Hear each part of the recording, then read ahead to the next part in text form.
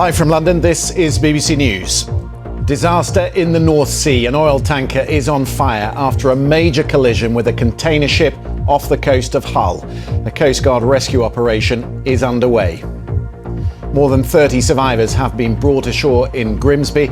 There are fears of a major oil spill just 20 kilometres off the East Yorkshire coast. The former Governor of the Bank of England, Mark Carney, wins the race to become Canada's next Prime Minister, and the gloves are off, he says, in the trade war with Donald Trump. My government will keep our tariffs on until the Americans show us respect. The White House says it expects substantial progress in talks with Ukraine that begin tomorrow in Saudi Arabia.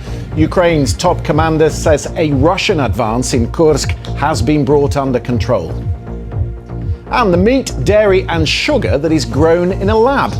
It could all be on sale soon in UK supermarkets.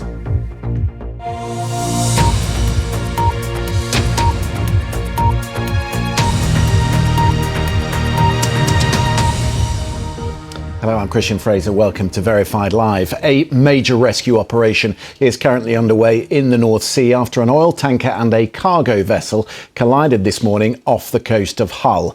We'll take a short break. Around the world and across the UK, you're watching BBC News.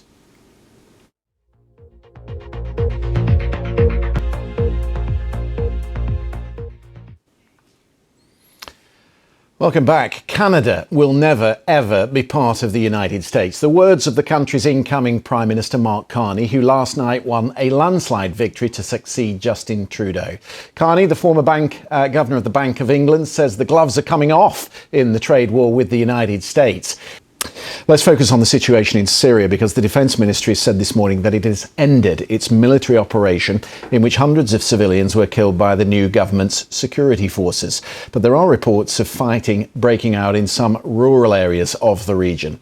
The worst violence has been around the port city of Latakia, which began last week when gunmen from the minority Alawite community, loyal to the former President Bashar al-Assad, attacked the new security forces. Syria's interim president, Ahmed al-Shara, has said he'll set up an independent committee to investigate the violence. The United States and Russia have called for an emergency meeting of the UN Security Council today to discuss the crisis. Let's speak to Dr. Haid Haid. He is an associate fellow at Chatham House. Thank you very much for being with us. Mr. al-Shara has said before that he wants Alawites, Christians, Druze, Sunnis and Kurds all to live together. Was that a naive hope on his part? It all is. We are continuing to watch the situation off the Yorkshire coast around the Humber. Those two ships that collided earlier this morning. We are just told that the crew abandoned ship after multiple explosions on board the American-flagged oil tanker. So we'll get some more on what happened, why the two ships collided after this break. You're watching BBC News.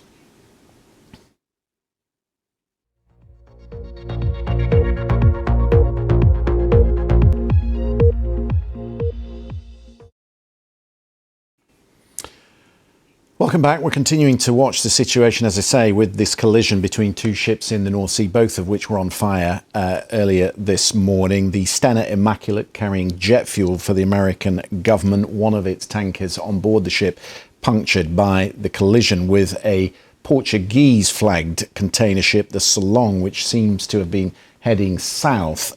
I think President Zelensky has arrived. Is he in Jeddah or is he in Riyadh? I'm not too sure, actually, but these are live pictures that have just come from Saudi Arabia. I am being told Jeddah. He's not meeting the US delegation while he's here. He's only meeting the Crown Prince.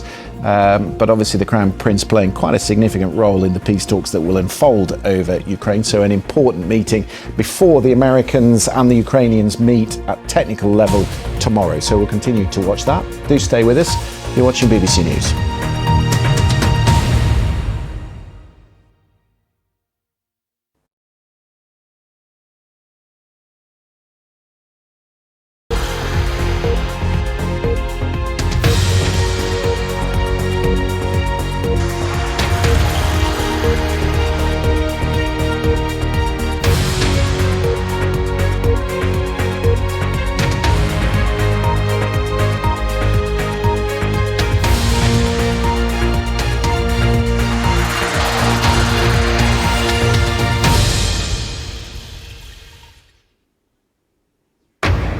Live from London, this is BBC News. Disaster in the North Sea. An oil tanker is on fire after a major collision with a container ship off the coast of Hull. More than 30 survivors have been brought ashore in Grimsby. There are fears of a major oil spill just 20 kilometres off the East Yorkshire coast. The former governor of the Bank of England, Mark Carney, wins the race to become Canada's next Prime Minister. And the gloves are off, he says, in the trade war with Donald Trump. My government will keep our tariffs on until the Americans show us respect. The White House says it expects substantial progress in talks with Ukraine that begin tomorrow in Saudi Arabia. Ukraine's top commanders say a Russian advance in Kursk has been brought under control. And the meat, dairy and sugar that is grown in a lab, which could all be on sale soon in UK supermarkets.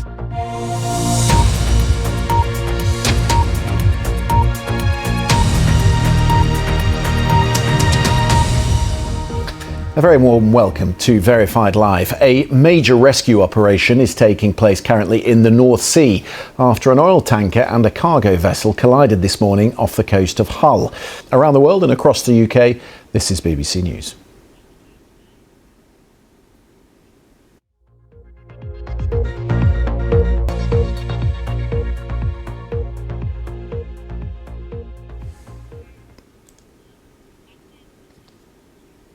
Just a line of breaking news to bring you that we've just received from Downing Street. We're being told by the Prime Minister's spokesman that Sir Keir Starmer spoke with Donald Trump about the situation in Ukraine ahead of that meeting that begins tomorrow.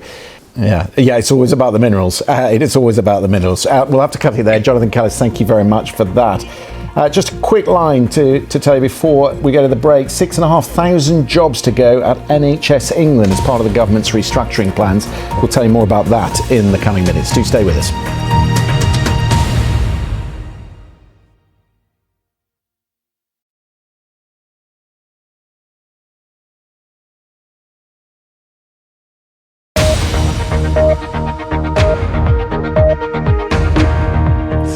Trump slump. Wall Street continues to slide after the worst week in 6 months as President Trump refuses to rule out a recession.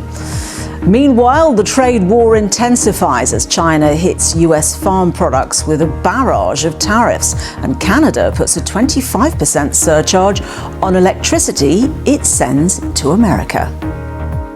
Plus, major questions for the shipping industry as an oil tanker and a container ship collide in the North Sea off the UK.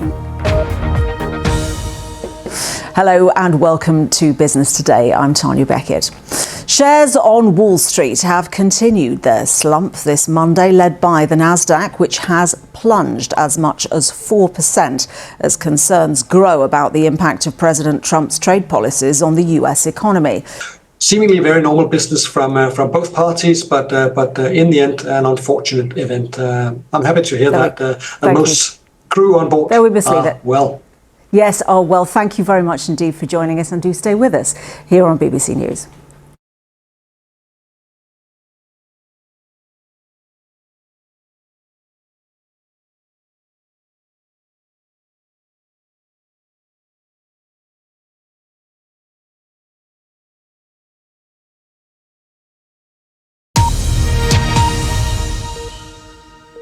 Hello, I'm Christian Fraser. Let me take you straight to Jeddah, show you some live pictures of Marco Rubio, latest pictures of him just arriving for talks tomorrow with the technical team that is coming from Ukraine. Mike Waltz, the National Security Advisor, will also be in Jeddah with him tomorrow. Just a few interesting elements from the statement he gave to reporters at the airport just now. He said the most important thing from our perspective is to get an idea of what the Ukrainians are prepared to do that is difficult. So just to recap for you, 37 people brought ashore this morning. The operator of the US flagged Stena Immaculate saying they have accounted for all their crew. The one person is in hospital. The other 36 mariners from both crews safe and accounted for. But still an ongoing situation in respect of the jet fuel that is coming from that ship. We've had no word as yet from the Portuguese container company, but of course, as soon as we get that, we will bring that to you. You're watching BBC News.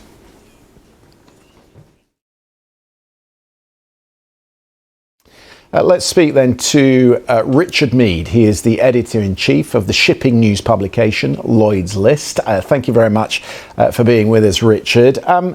Pick up on that thought that I was just venturing there about the sort of precautions that would be taken on a bridge, the sort of things that would be available to them, even if there was low visibility this morning. Richard Mead, editor-in-chief at the shipping news publication Lloyd's List. Thank you very much for that, with plenty more coming up at the top of the hour. I hope you will stay with us for that. In the meantime, let's take a quick look at the weather with Darren Bed.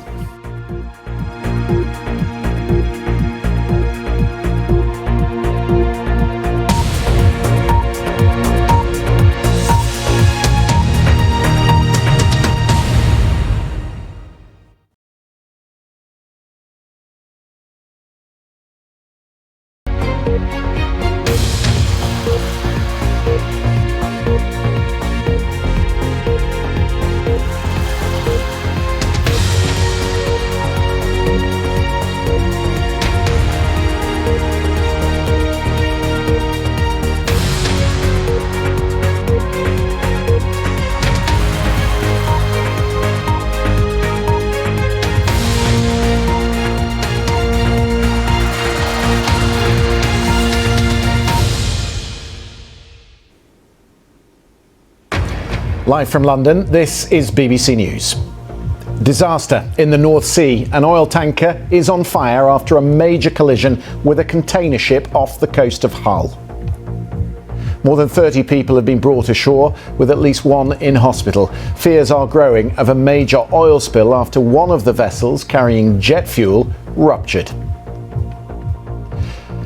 The Independent MP Mike Amesbury has told BBC News he will resign at the earliest opportunity after admitting punching a man to the ground in his Cheshire constituency last October.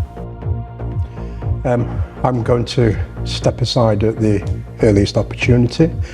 I've got processes I must go through.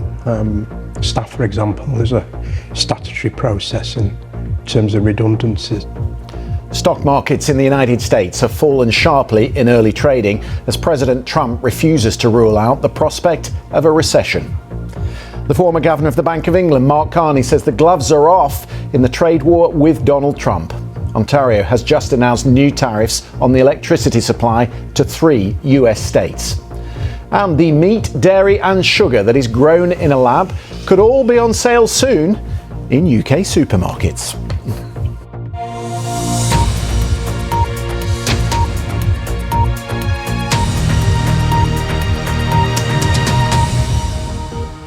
Hello, I'm Christian Fraser. Welcome to the programme. A major rescue operation is taking place in the North Sea after an oil tanker and a cargo vessel collided this morning off the coast of Hull. Erin, thank you very much for that. We'll continue to watch the markets, which are well down today on the back of that tariff news.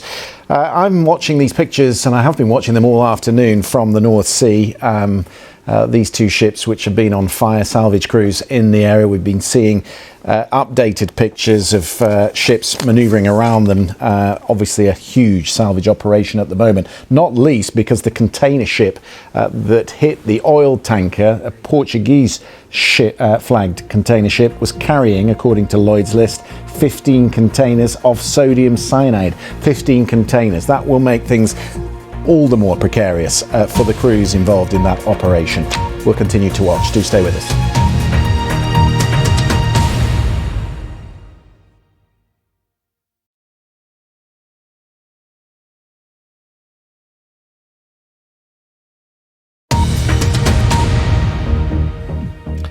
This is BBC News. The headlines.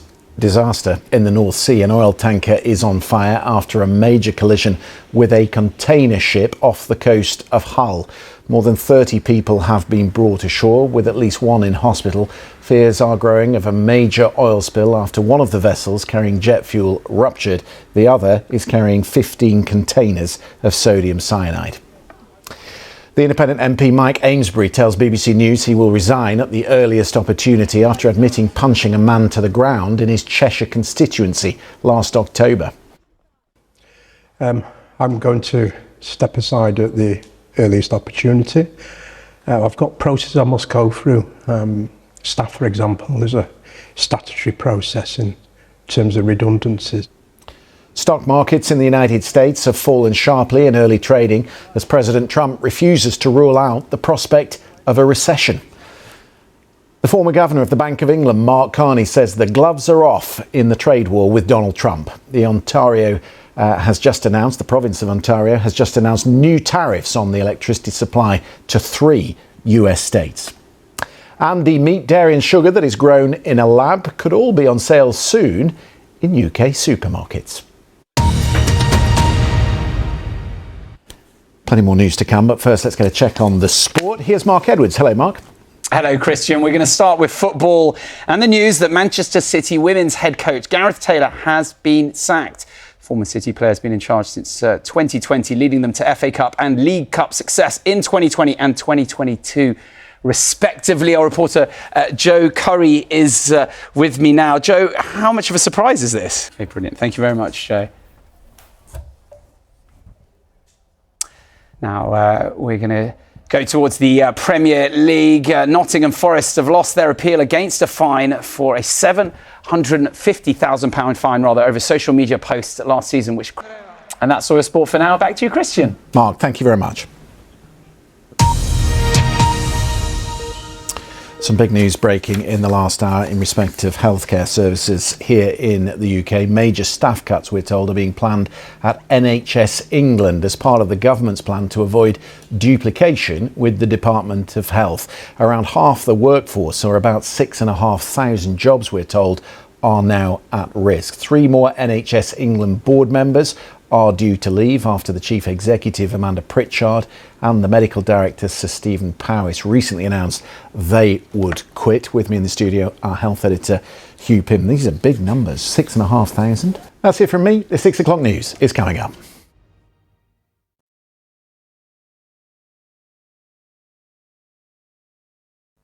Hello there. The weather is certainly